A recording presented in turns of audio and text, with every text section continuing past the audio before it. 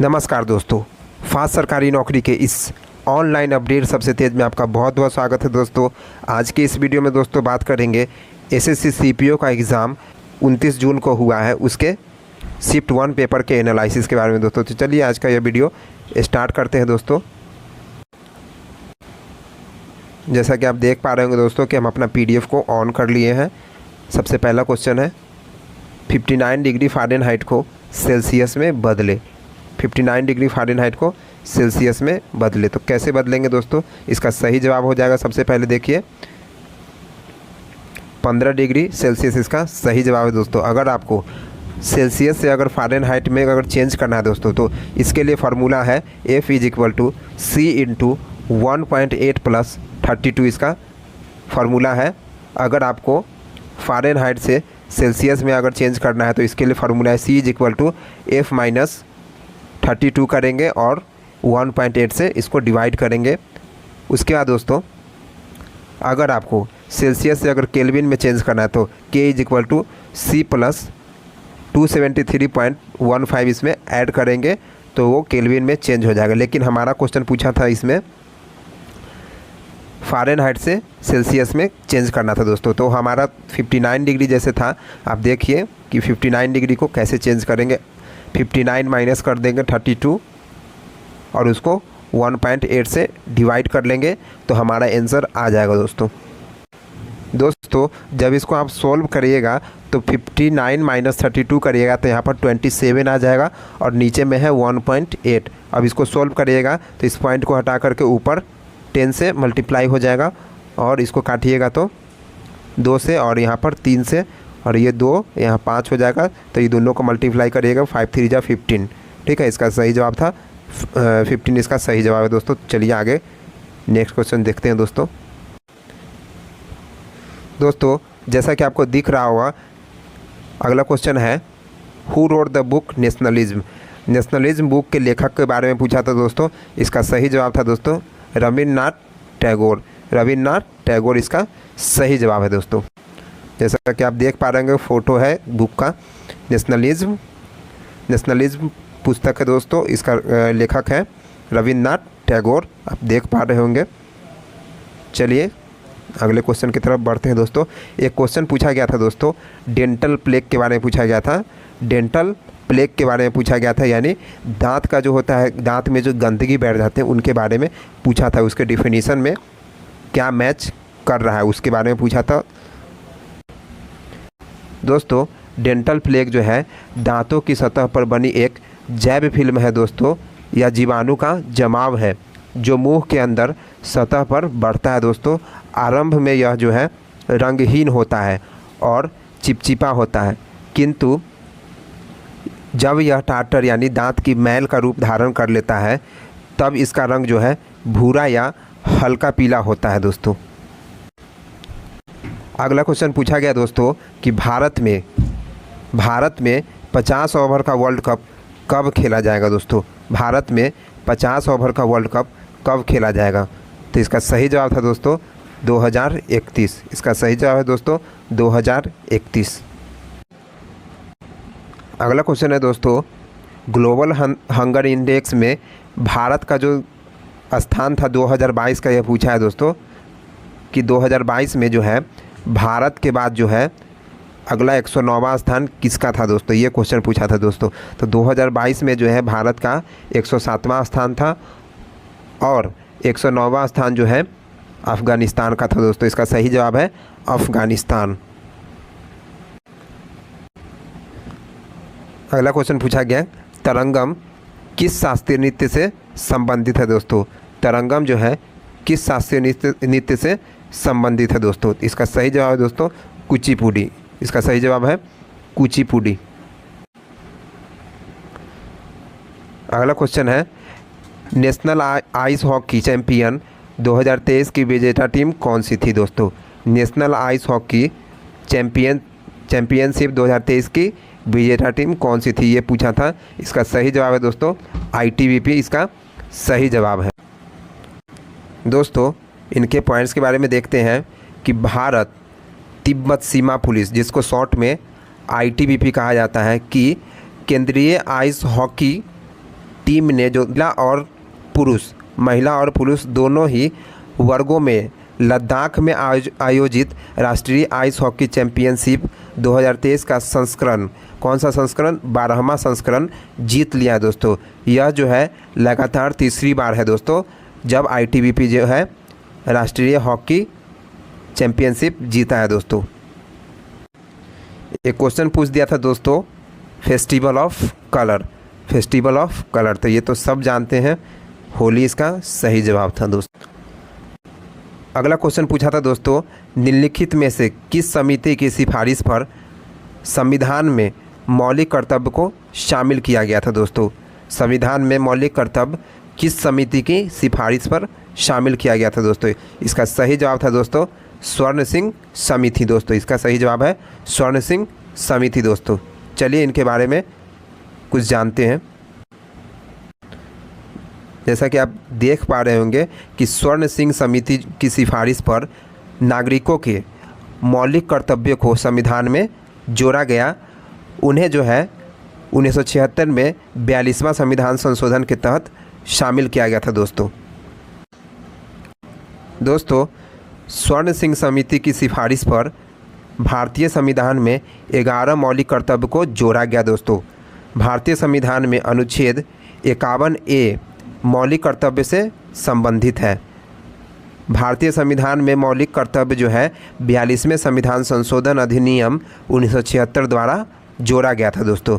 भारतीय संविधान के मौलिक कर्तव्य की अवधारणा जो है दोस्तों USSR से लिया गया है दोस्तों, रूस से लिया गया है दोस्तों 11 मूल कर्तव्य को देखें, कुछ इस प्रकार है दोस्तों। संविधान का पालन करें, सबसे पहला है संविधान का पालन करें। राष्ट्रीय ध्वज और राष्ट्र सम्मान को राष्ट्रीय गान का सम्मान करें दोस्तों। राष्ट्रीय ध्वज और राष्ट्रीय गान का सम्मान करें। स्वतंत्रता संग्राम के आदर्श का पालन करें दोस्तों। भारत की संप्रभुता और अखंडता की रक्षा करें। देश की रक्षा करें। आह्वान करने पर राष्ट्रीय सेवा प्रदान करें दोस्तों। एक सामान्य भाईचारा का भावना रखें, ऐसा कहा गया है। समग्र संस्कृति का संरक्षण करें। प्राकृतिक पर्यावरण का संरक्षण करें। वैज्ञानिक स्वभाव विकसित करें। सार्वजनिक संपत्ति की रक्षा करें दोस्तों। उत्कृष्टता के लिए प्रयास। माता पिता या संरक्षक द्वारा 6 से 14 साल तक के बच्चों को प्राथमिक शिक्षा प्रदान करना दोस्तों। ये हमारा 11 मौलिक कर्तव्य था दोस्तों। चलिए अगले क्वेश्चन की तरफ बढ़ते हैं दोस्तों। अगला क्वेश्चन पूछा गया था कि राष्ट्रीय खेल पॉलिसी जो है कब आया था दोस्तों। क्वेश्चन था राष्ट्रीय खेल पॉलिसी कब आया, तो इसका सही जवाब है दोस्तों 1984 इसका सही जवाब है दोस्तों। इसके मुख्य पॉइंट के बारे में बात करते हैं। युवा मामले और खेल मंत्रालय द्वारा शुरू की गई राष्ट्रीय खेल नीति 1984 में बनाई गई थी दोस्तों। खेल और शारीरिक शिक्षा से संबंधित गतिविधियां मानव संसाधन विकास के आवश्यक घटक है जो अच्छे स्वास्थ्य, भाईचारे और अनुकूल प्रतिस्पर्धा की भावना को बढ़ावा देने में मदद करती है दोस्तों, जो बदले में युवाओं के व्यक्तित्व के समग्र विकास पर सकारात्मक प्रभाव डालती है दोस्तों। राष्ट्रीय खेल नीति 1984 देश में खेलों के स्तर को ऊपर उठाने के उद्देश्य से तैयार की गई थी। 1984 की राष्ट्रीय शिक्षा नीति में शिक्षा के क्षेत्र के संबंध में नीति के उद्देश्यों को शामिल किया गया था। इसका गठन खेलों के स्तर को बढ़ाने के लिए किया गया है।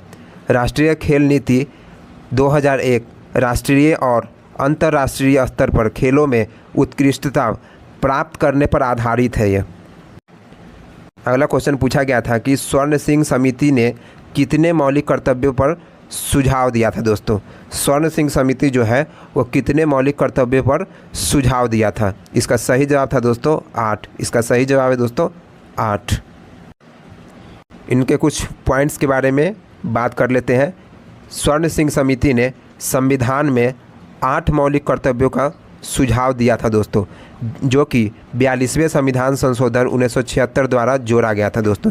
इसमें कहा जा रहा है कि 42वें संविधान संशोधन अधिनियम में 10 कर्तव्यों को जोड़ा गया था दोस्तों, और 2002 में एक और मौलिक कर्तव्य जोड़ा गया।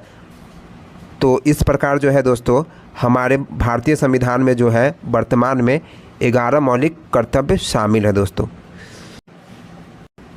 अगला क्वेश्चन पूछा गया था कि largest phylum of animal kingdom, the largest phylum of animal kingdom, इसका सही जवाब है दोस्तों आर्थ्रोपोडा, इसका सही जवाब है दोस्तों आर्थ्रोपोडा, इसका सही जवाब है दोस्तों। इसके इंपॉर्टेंट पॉइंट्स है दोस्तों, phylum arthropoda is the largest phylum in the animal kingdom, phylum arthropoda is the largest phylum in the animal kingdom. It was first created by Boone-Siebold in 1845.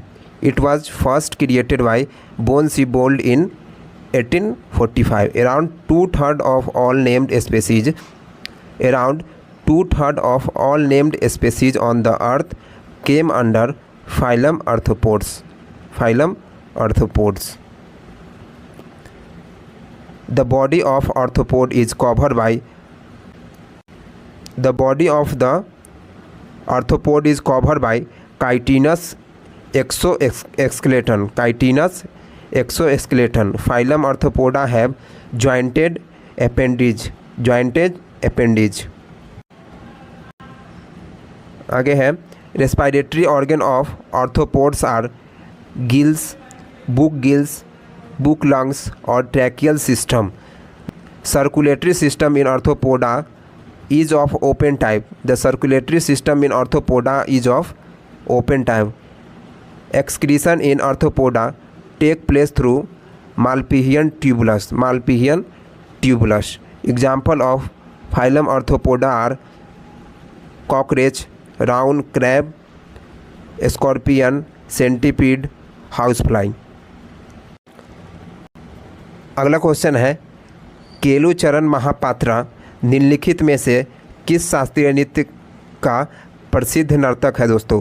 Kelucharan Mohapatra निम्नलिखित में से किस शास्त्रीय नृत्य का प्रसिद्ध नर्तक है, ये क्वेश्चन पूछा गया है आज के शिफ्ट में दोस्तों। इसका सही जवाब है दोस्तों ओडिसी, इसका सही जवाब है ओडिसी, इसका सही जवाब है दोस्तों। ओडिसी जो है संगीत नाटक एकेडमी द्वारा मान्यता प्राप्त भारत के 8 शास्त्रीय नृत्य में से एक है। आगे है ओडिसी एक प्रमुख प्राचीन शास्त्रीय नृत्य है जिसकी उत्पत्ति जो है भारतीय राज्य उड़ीसा में हुई थी दोस्तों। उड़ीसा के प्रमुख नर्तक है सुजाता महापात्र है, केलुचरण महापात्र है, रतिकांत महापात्र है, उसके बाद है गंगाधर प्रधान है। ये सब जो है उड़ीसी के प्रमुख नर्तक है। उसका देखिए केलुचरण महापात्र जो है उड़ीसा से पद्म विभूषण पाने वाली पहले व्यक्ति है दोस्तों। ये पद्म विभूषण पाने वाले पहले व्यक्ति है जिनका नाम है केलुचरण महापात्र। देखिए नृत्य है, राज है और प्रसिद्ध कलाकार के बारे में जानते हैं। पहला है भारतनाट्यम, पहला है भारतनाट्यम जो है तमिलनाडु का है, शास्त्रीय नृत्य है ये। इसका जो है प्रमुख कलाकार है सबसे पहला है रुक्मिणी देवी है दोस्तों, रुक्मिणी देवी अरुणडेल, रुक्मिणी देवी अरुणडेल। अगला है बाला सरस्वती, आगे है पद्मा सुब्रमण्यम, पद्मा सुब्रमण्यम। नेक्स्ट है कुचिपुड़ी, कुचिपुड़ी जो है आंध्र प्रदेश का है। इसके जो है प्रसिद्ध कलाकार है वो है शोभा नायडू, राजा और राधा रेड्डी, यामिनी रेड्डी है, अरुणिमा कुमार है, सतिरिया ये असम का है। इसके जो प्रमुख कलाकार है वो है रंजू मोनी, श्रीमंता शंकर देव। दोस्तों अगला क्वेश्चन है कि भारत के संविधान का कौन सा अनुच्छेद जो है किसी राज्य की सरकार के कार्य संचालन से संबंधित है दोस्तों। इसका सही जवाब है अनुच्छेद 166। अनुच्छेद 166 इसका सही जवाब है। इसके इम्पोर्टेंट इन्फॉर्मेशन के बारे में पढ़ते हैं दोस्तों। संविधान का भाग 6 है दोस्तों। संविधान का भाग 6 जो है राज्यों की सरकार से संबंधित है दोस्तों। संविधान के भाग 6 में जो है अनुच्छेद 153 से 167 का उल्लेख है दोस्तों। राज्य कार्यपालिका से संबंधित है दोस्तों। दोस्तों कुछ इम्पोर्टेंट अनुच्छेद देख लीजिए, जैसे कि 163 है। इसमें देखिए कि राज्यपाल को सहायता और सलाह देने के लिए मुख्यमंत्री के नेतृत्व में एक मंत्री परिषद होगा। इसमें कहा गया है कि मुख्यमंत्री के नेतृत्व में एक मंत्री परिषद होगा जो राज्यपाल को सलाह देगा। इसमें सलाह की बातें की गई, राज्यपाल के सलाह की बात। आर्टिकल 164 देखिए क्या कहता है। इसमें कहता है कि मुख्यमंत्री की नियुक्ति राज्यपाल द्वारा होगा दोस्तों। मुख्यमंत्री का नियुक्ति किसके द्वारा होगा दोस्तों? तो राज्यपाल के द्वारा होगा।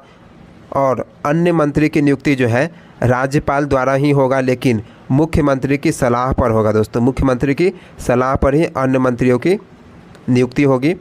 उसके बाद राज्यपाल के प्रसाद पर्यंत ही मंत्री जो है पद धारण करेंगे दोस्तों। मंत्री जो है पद धारण जो है, मंत्री पद जो है राज्यपाल का जो होता है प्रसाद पर्यंत, और जब तक राज्यपाल चाहेंगे तभी तक आप मंत्री बने रहेंगे।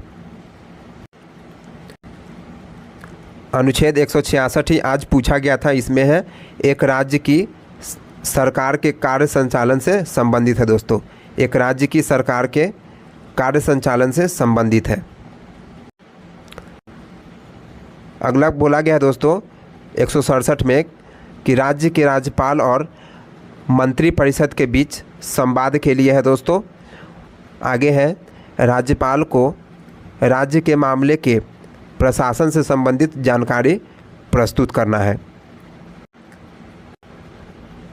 ये ओवरऑल अनुच्छेद था दोस्तों जो लगातार एग्जाम में पूछे जा रहे हैं। देखिए आज एक बुक के बारे में पूछा जिसका नाम है दोज प्राइसी ठाकुर गर्ल। पुस्तक किसके है ये पूछा था। तो जैसा कि आप देख रहे होंगे दोस्तों कि इसका सही जवाब है अनुजा चौहान। इसका सही जवाब है दोस्तों, अनुजा चौहान इसका सही जवाब है। आप कुछ इस प्रकार से देख पाइएगा कि ये फ़ोटो है दोज प्राइसी ठाकुर गर्ल, ये अनुजा चौहान की पुस्तक है दोस्तों। आगे का क्वेश्चन है दोस्तों कि सत्यशोधक समाज की स्थापना किसने की? सत्यशोधक समाज की स्थापना किसने की? इसका सही जवाब है ज्योतिबा फूले। इसका सही जवाब है ज्योतिबा फूले। इसके इम्पोर्टेंट पॉइंट्स जानते हैं। 1873 में महाराष्ट्र में सत्यशोधक समाज की स्थापना हुई। इसे society of seekers of truth के नाम से जानते हैं दोस्तों। अगला जो है दोस्तों जीवनी है। धनंजय कीर ने 1974 में Mahatma Jyotiba Phule father of our social revolution शीर्षक की अपनी जीवनी लिखी थी दोस्तों। नाम है इनका father of our social revolution. ये पुस्तक की जीवनी लिखे थे दोस्तों। इनका नाम है धनंजय कीर। 1974 में लिखे थे दोस्तों। कुछ ऑप्शन दिए गए थे तो उनके बारे में डिस्कस कर लेते हैं। देखिए इसमें कुछ ऑप्शन दिया गया था। श्री नारायण गुरु, गोपाल हरि देशमुख, इनके बारे में देखते हैं कि आखिर है कौन। जैसा कि आप देख पा रहे होंगे कि गोपाल हरि देशमुख को लोकहितवारी के नाम से भी जाना जाता है दोस्तों। लोकहितवारी के नाम से जाना जाता है दोस्तों। यह इनका जो है दोस्तों साप्ताहिक एक लेख आता था दोस्तों। साप्ताहिक लेख आता था दोस्तों। उस श्री नारायण धर्म परिपालन योगम आंदोलन की शुरुआत श्री नारायण गुरु ने 1902 में केरल में की थी दोस्तों। केरल में जो है 1902 में श्री नारायण गुरु ने श्री नारायण धर्म परिपालन योगम आंदोलन की शुरुआत की थी दोस्तों। तो दोस्तों यहाँ आपका डिस्कशन समाप्त होता है दोस्तों। ये पीडीएफ जो है, ये पीडीएफ हमारे टेलीग्राम चैनल पर अपलोड है दोस्तों। आप आकर के सेम नाम है उसको सर्च करिए या फिर हमारे वीडियो के डिस्क्रिप्शन में आप चेक कर पाइएगा दोस्तों। अगर यह वीडियो अच्छा लगेगा तो लाइक कर दीजिएगा, शेयर कर दीजिएगा। जय हिंद। तो मिलते हैं अगले वीडियो में दोस्तों।